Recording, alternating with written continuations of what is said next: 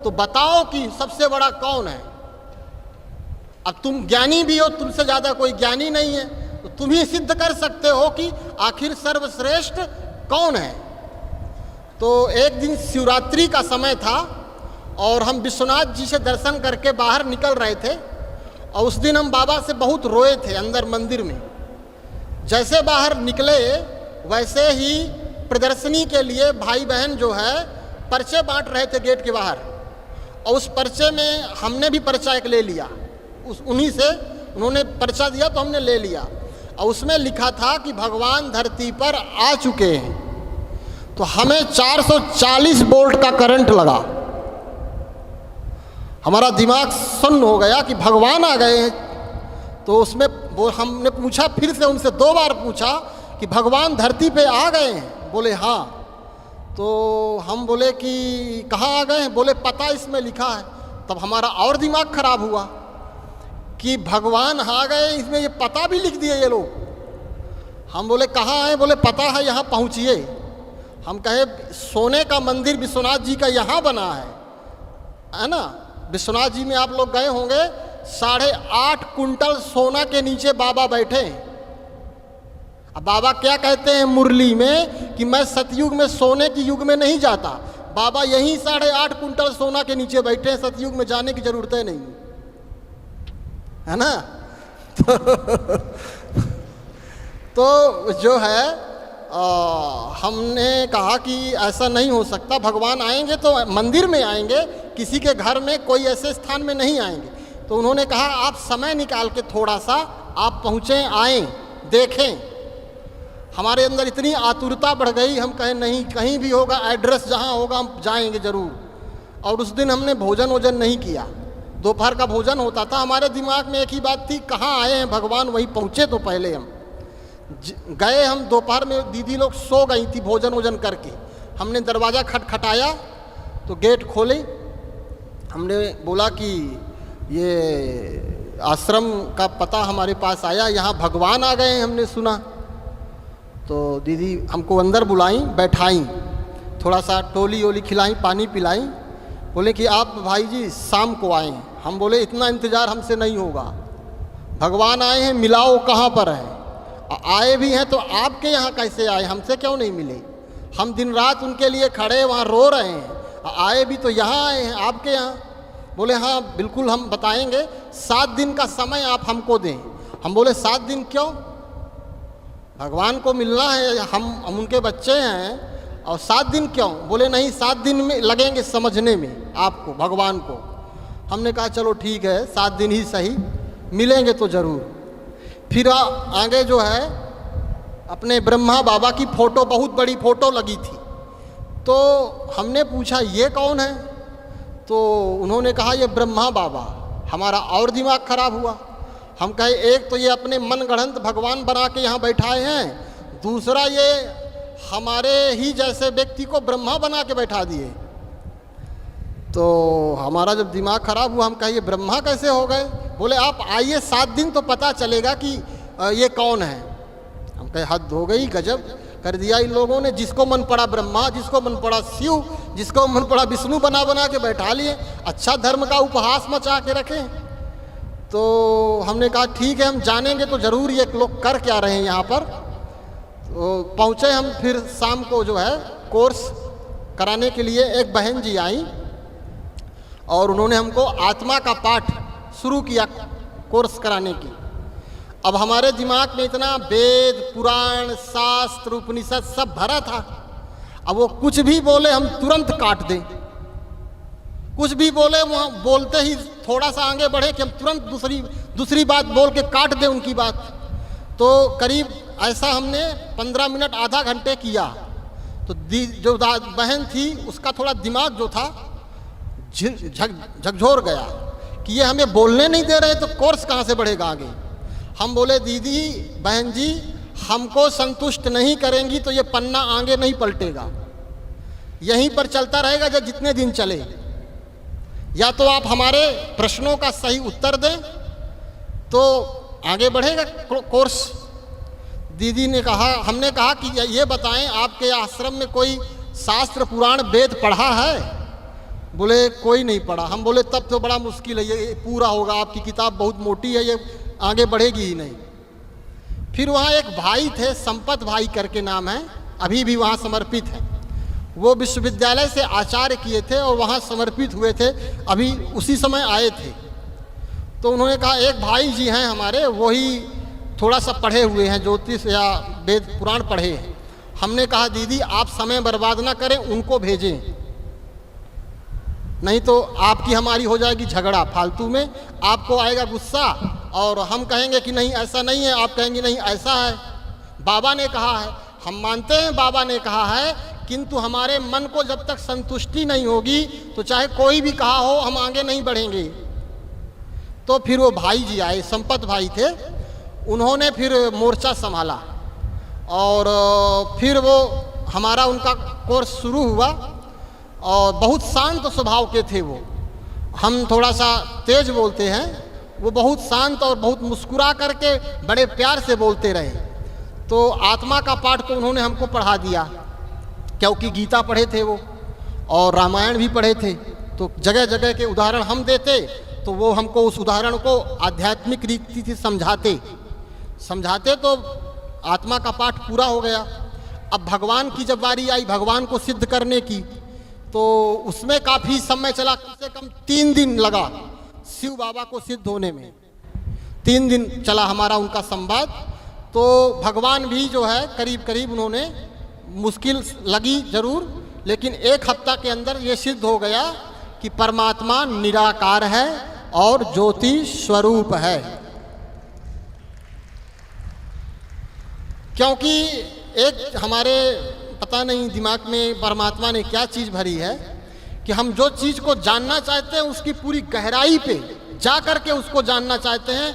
आप कह दिए कि ये सूर्य है, हमने मान लिया सूर्य है, लेकिन ये सूर्य क्यों है, कैसे है, पूरी जानकारी जब तक हम नहीं ले लेते तब हमको संतुष्टि नहीं होती। तो जब हमको ये संतुष्टि हो गई कि सर्वश्रेष्ठ, सर्वज्ञ, सर्वशक्तिमान, सर्वधर्ममान्य परमपिता परमात्मा शिव है, उसी दिन से हमारे दिमाग से सारे देवी देवता, यक्ष, गंधर्व, किन्नर जितने थे सब के सब बाहर निकल गए और हमारा बुद्धि केवल एक परमात्मा पे स्थिर हो गई। स्थित प्रज्ञ, जिसको अर्जुन, गीता की भाषा में भगवान ने अर्जुन को कहा कि अर्जुन, स्थित प्रज्ञ जो पुरुष होता है उसका मन और बुद्धि चलायमान नहीं होती। तो उसके बाद जो है फिर और भी प्रकरण आए, 84 जन्म का चक्र आया, काफ़ी चीज़ें आईं और उन्होंने उसको सरलता से समझाया, हम समझ भी गए।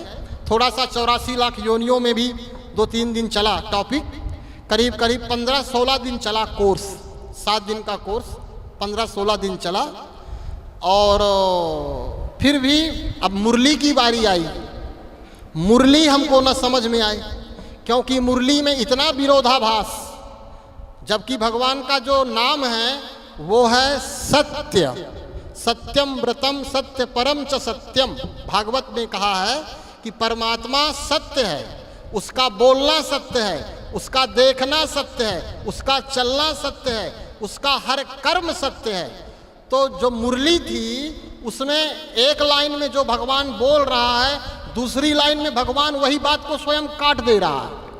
हम कहे ऐसा झूठ बोलने वाला भगवान नहीं हो सकता, बात बात पे झूठ बोलता है। एक तरफ कहता है मैं सब कुछ जानता हूं, दूसरी तरफ कहता है मैं कुछ भी नहीं जानता। एक तरफ कहता है मैं सर्वशक्तिमान हूं, दूसरी तरफ कहता है मैं कुछ कर नहीं सकता। हमारा दिमाग खराब हो गया, हम कहे ऐसा कैसे हो सकता, भगवान ऐसे नहीं बोल सकता। उन्होंने समझाया भी संपत भाई ने कि ऐसा नहीं है, ये जो बोला जा रहा है ये परिस्थिति के अनुसार बोला जा रहा है। क्योंकि डॉक्टर दवाई देता है तो मरीज कई प्रकार के होते हैं, और किसी को पेट दर्द है, किसी को मस्तक में दर्द है, तो दवाई सबकी अलग अलग होगी। उसी तरह जितने बच्चे हैं सबका दिमाग अलग अलग है, तो सबके दिमाग के हिसाब से बाबा दवाई भी, ज्ञान भी अलग अलग देते हैं। तो हमको तो थोड़ा सा लगा कि बात तो सही कह रहे हैं, फिर भी हमको बेचैनी होती थी कि ऐसा नहीं, भगवान तो सत्य बोलता हुआ, सत्य के अलावा वो कुछ नहीं बोलता। फिर हम 2017 में आ गए सतना। क्या हुआ, एक दिन हम बैठे थे विश्वनाथ जी में, फिर भी हम विश्वनाथ जी जाते थे, आश्रम भी जाते थे, लेकिन मुरली हमको अच्छे से समझ में नहीं आती थी, इसलिए हमारा दिल भक्ति से जुड़ा था। बाबा के यहाँ जाते थे हम। तो एक दिन हम बाबा के पास, शिवलिंग के पास बैठे थे, तो अंदर से ऐसे आवाज़ आई, वहाँ से जहाँ से भी आई हो, कि बच्चे अब यहाँ से चलो, तुम्हारा यहाँ का कार्य पूरा हो गया। और हम डबल आचार्य किए हैं वहाँ संपूर्णानंद विश्वविद्यालय से, वेदांत से और व्याकरण से, और पीएचडी का हमने फार्म भर दिया था। और उस दिन आवाज़ आई कि बच्चे अब तुम्हारा काम यहाँ का पूरा हो गया, तुम्हें और जगह जाना है, औरों का कल्याण करना है, अब यहाँ से चलो। बस उसी समय हम आए अपने रूम, काफ़ी चेला बने थे, हमारे जजमान बने थे, और बड़ा, अब आप समझ सकते हैं कि है ना, बड़ा प्लेग्राउंड था। हमारे दिमाग में आया कि बाबा का आदेश हुआ कि यहाँ से चलो। हम तुरंत बोरिया बिस्तर बांधे और वहाँ से चल दिए, सतना आ गए। सतना में हम 1.5 साल करीब 15 से 20 घंटे मौन में रहे, और उस मौन में हमारे प्रश्नों का उत्तर स्वयं सर्वज्ञ शिव बाबा ने, सारी मुरलियों का सारा उत्तर स्वयं दे दिया। हमारे अंदर के सारे प्रश्न समाप्त हो गए। हमें किसी को गुरु बनाने की या किसी से, क्योंकि हमारा दिमाग ही ऐसा है कि हमें कोई व्यक्ति ज़्यादा समझा ना पाता, यदि समझाता तो उसी ने मोर्चा संभाला, और उसी ने सारे उत्तर हमको, सुबह जब हम योग में बैठते थे तो जो हमारे मन में प्रश्न होता था वो योग में चलता था, और सारे प्रश्नों का उत्तर उसी योग के समय अब कहाँ से आता था, कौन दे देता था, हमको लगता है वही देता होगा, और कौन देगा। तो हमारे सारे प्रश्न गिर गए और हमारा मन परम शांति, परम विश्राम में, क्योंकि जब तक प्रश्न नहीं जाएंगे जीवन में तब तक आप आगे, आपकी बुद्धि काम नहीं करेगी। और हमारे जब सारे प्रश्न समाप्त हो गए तब हमको लगा कि अब कोई किसी तरह का प्रश्न लेके आ जाए, उसका उत्तर शिव बाबा इस सेवक के द्वारा निश्चित दे देंगे। क्योंकि जब हम संतुष्ट हो गए तो हमको लगता है कि कोई आएगा, हम उसको निश्चित संतुष्ट कर देंगे। अभी तक हमारे पास ऐसा प्रश्न लेके कोई नहीं आया जिसका उत्तर शिव बाबा के पास न हो, और हमको बहुत इच्छा होती है कि कोई कठिन से कठिन प्रश्न लेके आए, ताकि हमको भी कुछ उससे सीखने को मिले। अब प्रश्नों का उत्तर देने में हमें बड़ा आनंद आता है। ऐसे स्पीच करने को आप बोलेंगे तो हम ज़्यादा नहीं बोल पाएंगे, लेकिन यदि आप कुछ पूछेंगे तो हो सकता है बहुत लंबा 2 घंटे, 3 घंटे, 4 घंटे भी चला जाएगा। तो ये हमारा छोटा सा अनुभव। उसके बाद हम थोड़ा थोड़ा सतना में जो भी परमात्मा ने सेवा हमसे उचित समझी तो कराई है। अब हमारी एक ही इच्छा है कि हम विलंब से आए। ये दुख है हमें कि हमने उसको बहुत विलंब से जाना। आपको पता होगा हमने 12 साल कपड़े नहीं पहने, एक ये ओढ़ते थे और एक ये पहनते थे, 2 कपड़े बस। 12 साल हमने ठंडी में 2 डिग्री 1 डिग्री पारा होता है मांग के महीने में, गंगा जी में इतना घुस करके और जप करते थे। गायत्री का कई लाखों जप किया, शिव जी का ओम नमः शिवाय का कई करोड़ों जप किए होंगे।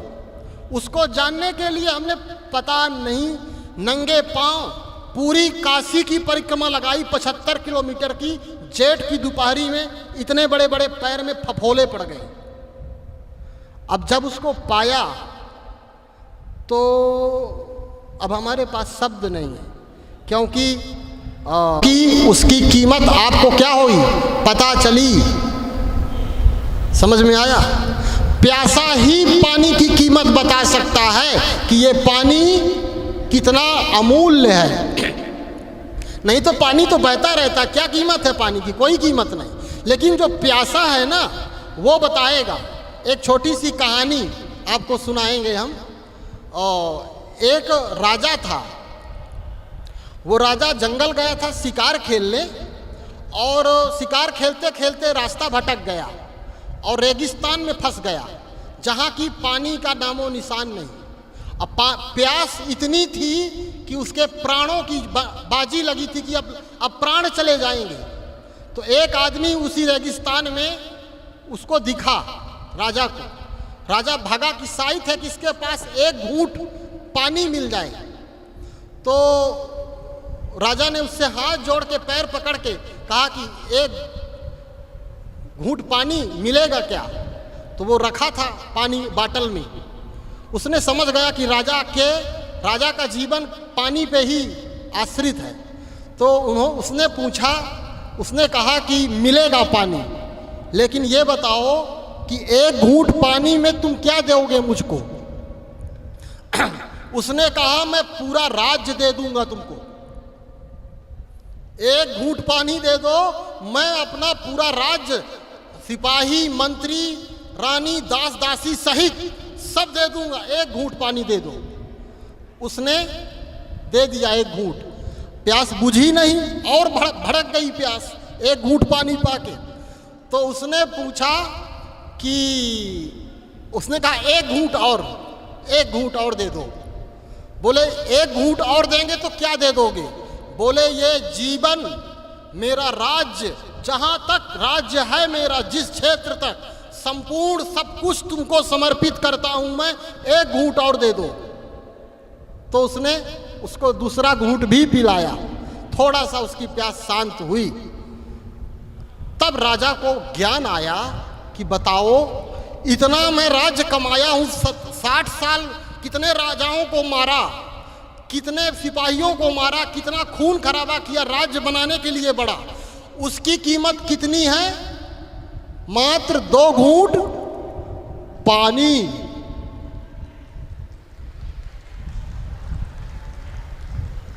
बात समझने की है। समझदार जो होंगे वो समझ गए होंगे, है ना?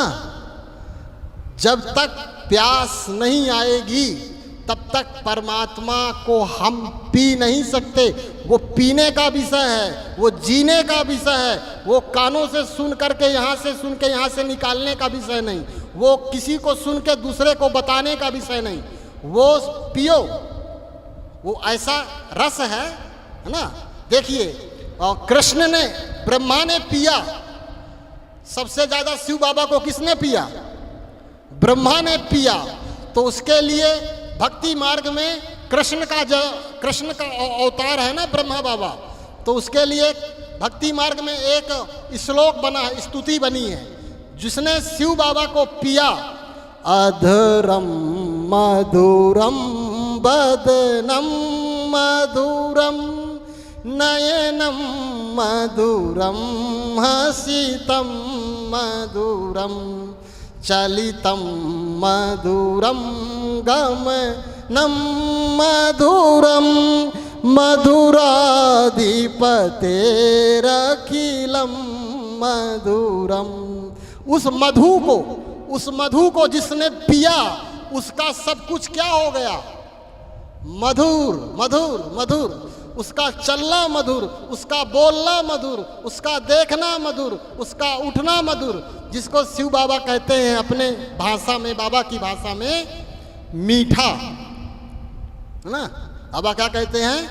मेरे मीठे बच्चे। ये शब्द जो है, इतने चारों वेद, 18 पुराण, कुरान, वेद, उपनिषद, हमने सबका थोड़ा थोड़ा अध्ययन किया, लेकिन किसी ने ये शब्द का आज तक प्रयोग नहीं किया। मीठे बच्चे, ये वो जो मीठा कहते ना, मीठे का पहाड़, परमात्मा इतना मीठा है कि उसकी हवा हमको छू जाए ना तो हम मीठे हो जाएंगे, उसको छूने की जरूरतें नहीं है। उसकी सुगंध हमको यदि मिल जाए तो हमारा जीवन क्या हो जाएगा? एकदम मीठा हो जाए। वो इतना मीठा है। इसीलिए बाबा कहते हैं, कोटों में कोई, कोई में भी कोई, मैं जो हूँ, जैसा हूँ, मुझे जान सकता है। अब वो कोटों में कोई, कोई में कोई कौन है, ये हम लोग समझेंगे अपने से।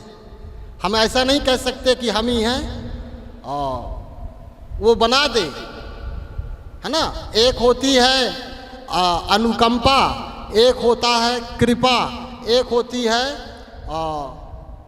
एक होता है प्रसाद। प्रसाद जो है, जब वो चाहता है, जिसको चाहता है देता है।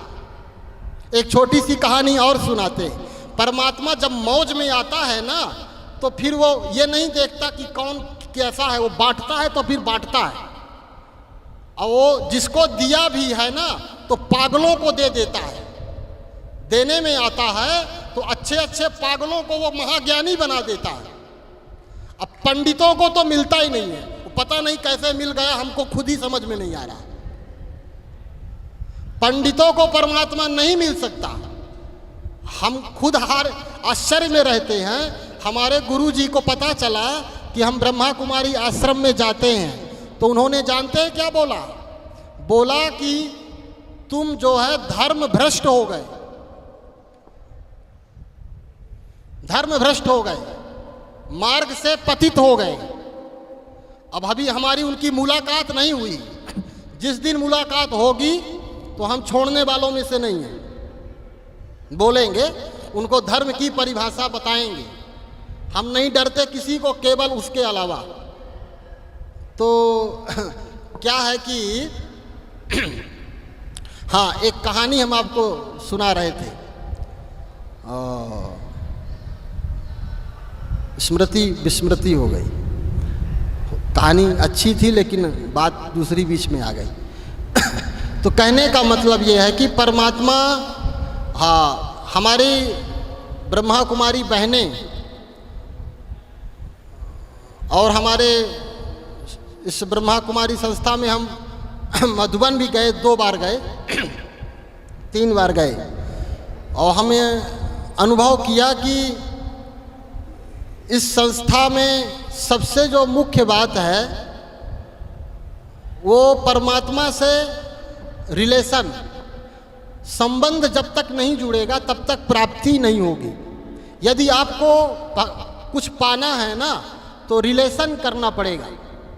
रिलेशन जुड़ता है। अब देखिए, एक लड़की, मात्र एक रात का ही 3-4 घंटे का कार्यक्रम होता है, और वो उसी क्षण एक पर पुरुष को, जिससे उसका कोई संबंध नहीं, उसको अपना संपूर्ण जीवन समर्पण कर देती है।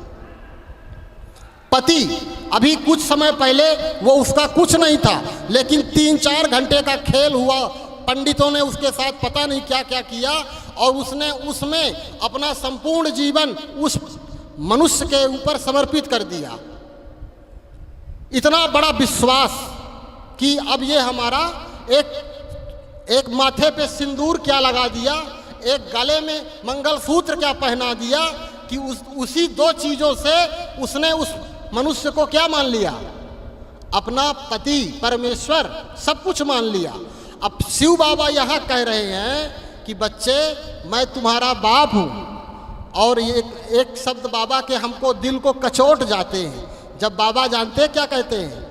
मैं तुम्हारा ओबीडियंट सर्वेंट हूँ।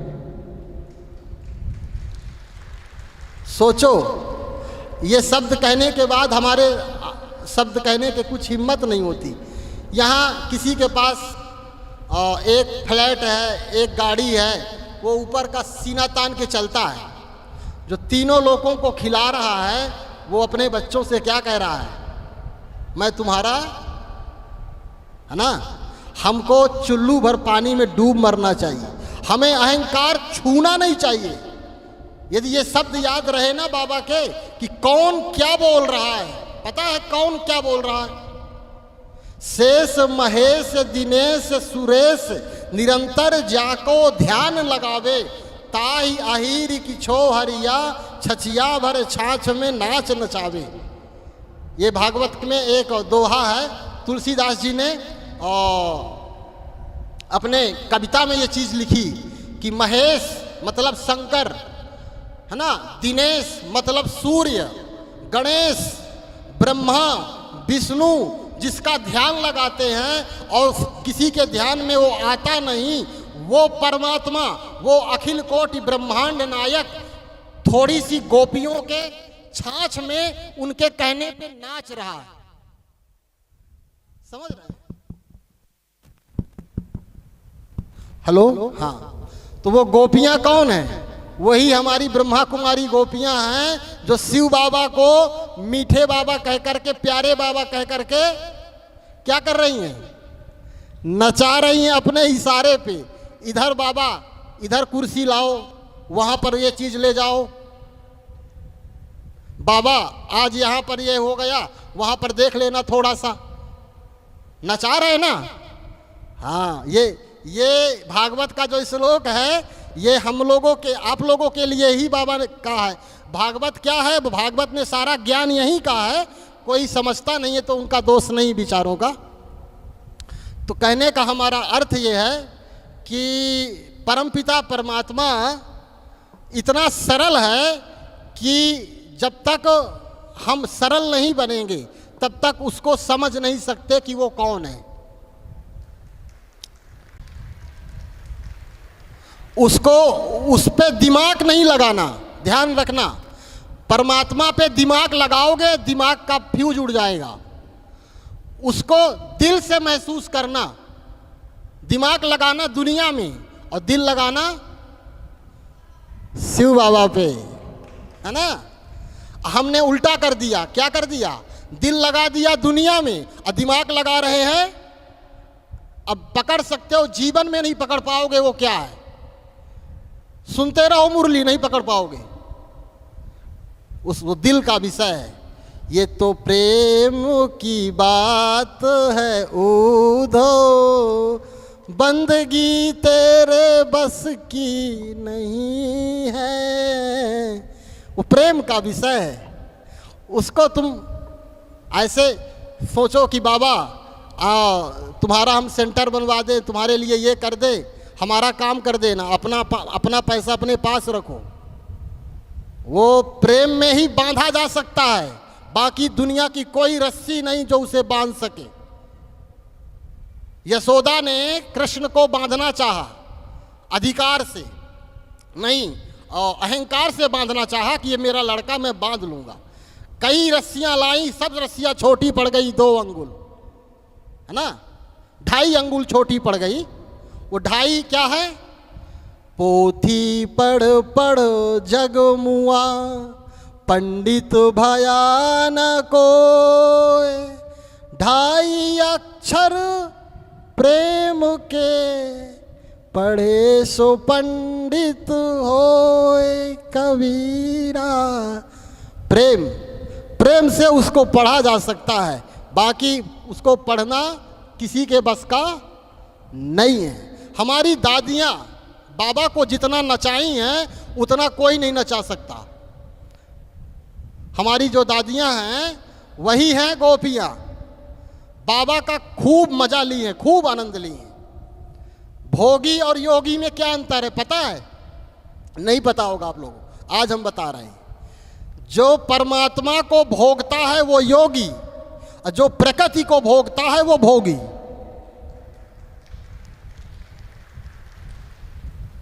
आप लोग भी भोगी हैं, आप लोग असली वाले को भोग रहे हैं, और यहाँ वाले झूठे लोग नकली वाले को भोग रहे हैं। भोगी यहाँ सभी है, कोई भोगी बिना नहीं रह सकता। आनंद सबको चाहिए, आनंद हमारे जीवन का आधार है। आनंद के बिना हम नहीं रह सकते। तो जो सत्य को भोगता है वो योगी, जो झूठे को भोगता है वो भोगी, है ना? तो कहने का मतलब है कि हमें परमात्मा को दिल से, रिश्ता उससे जोड़ना है। एक ही काम पे ध्यान देना, उसको अपने करीब से करीब रिलेशन से जोड़ो। और रिलेशन तभी जुड़ेगा जब हमारा उससे कुछ ना कुछ मिले, है ना? मिलाना है हमको उससे कुछ ना कुछ। और रिलेशन तभी जुड़ेगा जब हमारा उसका डीएनए मिले, कुछ चेहरा मिले, कुछ लेन देन हो आपस में। रिश्तेदारों से क्या होती है? कुछ लेन देन होती है ना? तो बाबा से भी कुछ बातचीत हो, बाबा से हमारा कुछ मिलना चाहिए, तब तो बाबा से हमारा प्रेम होगा। खाली बाबा कहने से, आप बनारस में चले जाएं, वहाँ के रिक्शे वाले कहते हैं बाबा, सब लोग वहाँ जैसे आप लोग बाबा कहते हैं ना शिव बाबा को, वहाँ का रिक्शे वाला, ऑटो वाला, जैसे वृंदावन में सब कहते हैं राधे राधे, उसी तरह विश्वनाथ जी में सब कहते हैं बाबा बाबा। तो हम लोग भी यदि बाबा को बिना बाबा के स्वरूप को जाने, बिना उससे संबंध जोड़े बिना बाबा कह रहे हैं, तो हमारे बाबा का कोई मतलब नहीं है। एक मुरली में हमने पढ़ा, बाबा ने क्या कहा कि सारे खजानों की चाबी है, दिल से कहो मेरा बाबा। बहुत गहरी बात है, इसको आप हल्के में मत लेना। सारे खजानों की चाबी, केवल 2 शब्द, क्या? अब सोचिए, मतलब जितना कुबेर का भंडारा है ना, जितना माल रखा है शिव बाबा के पास, सबकी चाबी का ताला मेरा बाबा। और सब लोग यहाँ मेरा मेरा बाबा कहते रहते हैं, और किसी के पास कुछ नहीं है, सबके पास अकाउंट में देखो, कहीं भी देखो, कुछ नहीं है। इसका मतलब क्या? इसका मतलब बाबा को आप दिमाग से बोल रहे हो मेरा बाबा। कहाँ से बोलना है? दिल से बोलो। क्या बोलो? मेरा बाबा। देखो, दिल से बोलोगे उसी समय ताला खुल जाएगा तुरंत। और सबसे ज़्यादा बाबा माताओं को प्रेम करते हैं, बहनों को। पहले हम माताओं से डरते थे, जब भक्ति मार्ग में थे तो हमको लगता था कि नारी जो है बहुत ज़्यादा माया, नारी को हम माया समझते थे, क्योंकि नारी जो है प्रकृति का रूप है, काम का रूप माना है शास्त्रों में नारी को।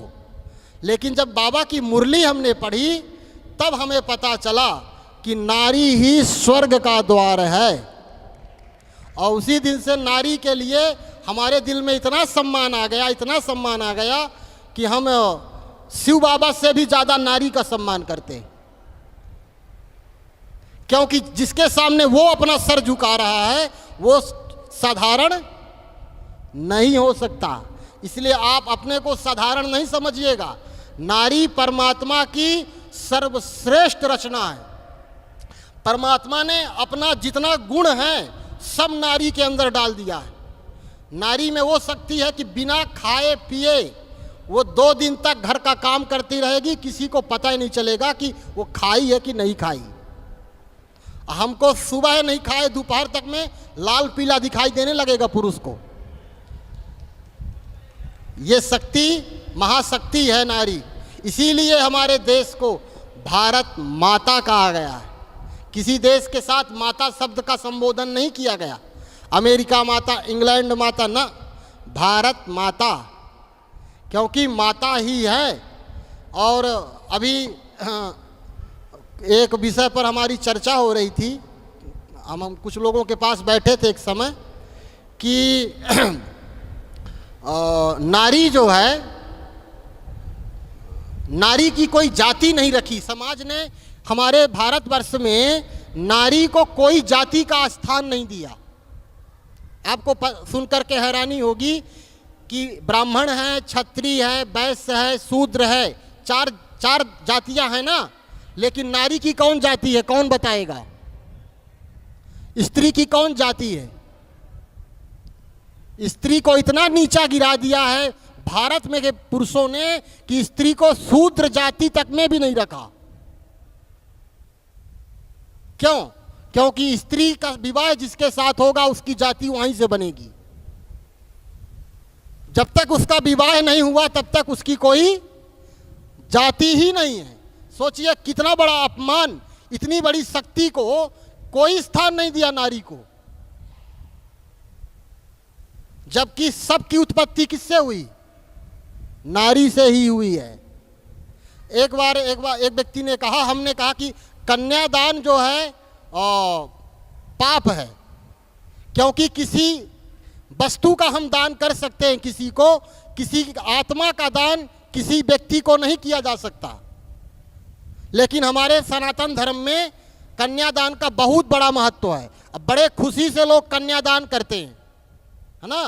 कन्यादान का मतलब है, अब इसका लोगों ने तर्क लगाया कि अब क्या किया जाए, इसमें फंस गया मामला, वास्तव में बात सच्ची है।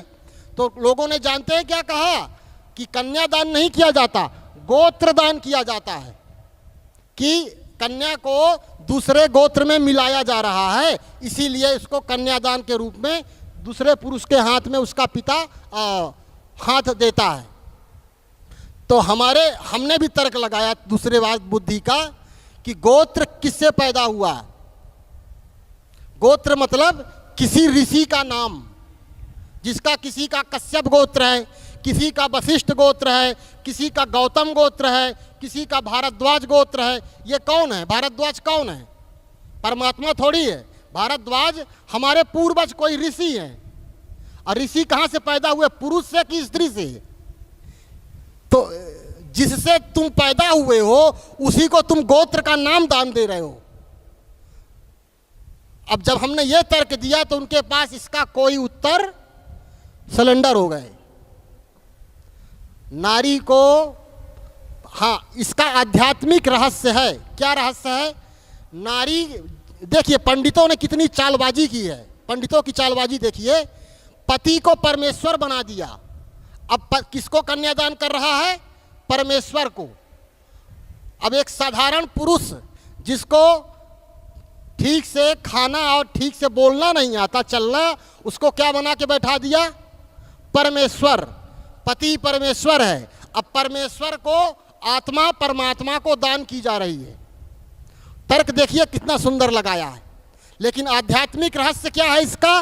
वास्तविक में कन्यादान लेने का अधिकारी केवल कौन है? परमपिता परमात्मा ही आत्मा का कन्यादान ले सकता है। कोई पुरुष में इतनी हिम्मत नहीं कि किसी आत्मा का दान ले सके। ये बात हमारे पंडितों को पता थी।